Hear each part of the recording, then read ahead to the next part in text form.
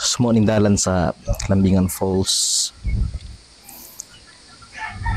Di ra kayo nga layo padung sa area. Then ang dalan is dili siya subidaon, inani ra siya.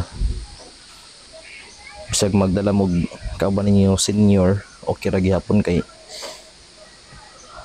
kaya ra siya. Hangak sa gamay pero higit pareha sa tong Salomundo Falls bitaw nga grabe gid to ka kuan. Grabe ka hangat ang pagpadulong dito sa Salomundo, grabe ka.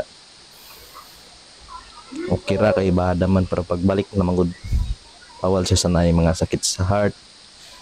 Pero di grabe ka okay. Pwede ra gud siya hangak siya pero nakining ginagmay ra man siya ang kuan gud. Nakanagamay ra kay nang ang kaya ra sa mga tigulang. Inot diri niya ang iyang falls po diri okay sab siya. Di kayo bugnaw tapos basta okay siya. Mo ni siya ang diri ka kuan ra. Pasti gid ka gamay.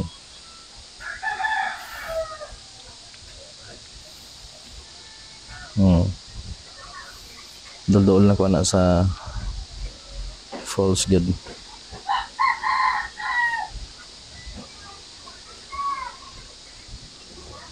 Dira part ang medyo hangak na kay kuan dol naman siya. Pero kaya ra gid kayo sa mga tigulang.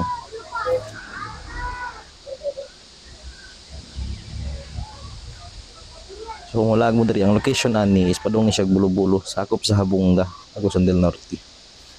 Padung siya sa Bulo-Bulo. Unahan lang sa Magdaguok.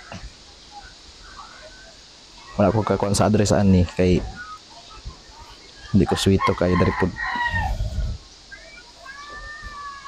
So nagid ko diri dapit sa may site na gid no. Tuara dito sila nga ligo na yung nga kuan. Tagay mga ligo diri nga Sabado Domingo. Sabi na karon kay summer. So dagdagan gyud mga ligo diri.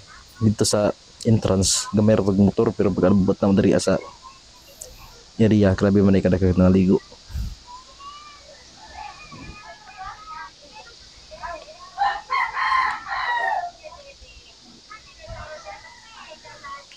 Nanata diri sa taas no. So as like cottage diri.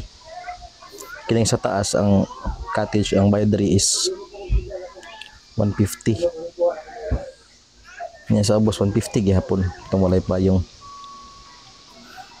So mura ang pangandaman gamay ra kayo.